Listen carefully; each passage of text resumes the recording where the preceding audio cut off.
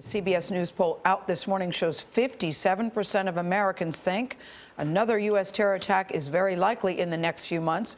Worries are rising because of the Paris massacre and after ISIS murdered 3 Americans and 2 British aid workers captured in Syria.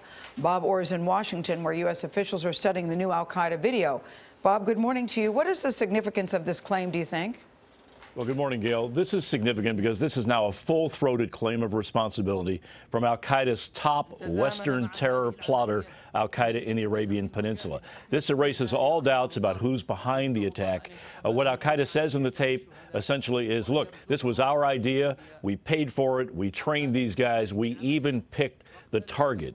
This is significant because AQAP in the past has tried to do bigger, more spectacular attacks involving bombs aboard airplanes, like the underwear bomb back in 2009, the bombs hidden in printer cartridges in 2010.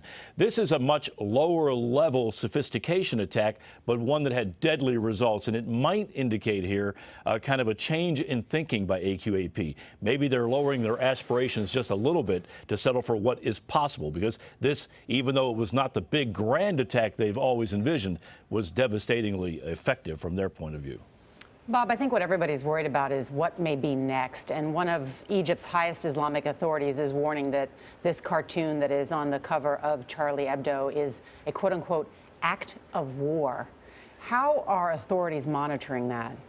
Well, you know, Nora, I think people are very worried, and they should be, because in the tape this morning, the leader that speaks on the tape makes it very clear that AQAP is monitoring what's happening around the world, monitoring what's happening in France. There's a reference in the tape about looking at the leaders that came together and new warnings saying, look, the suffering you see in Paris is not over. It might be in Washington or in London or New York.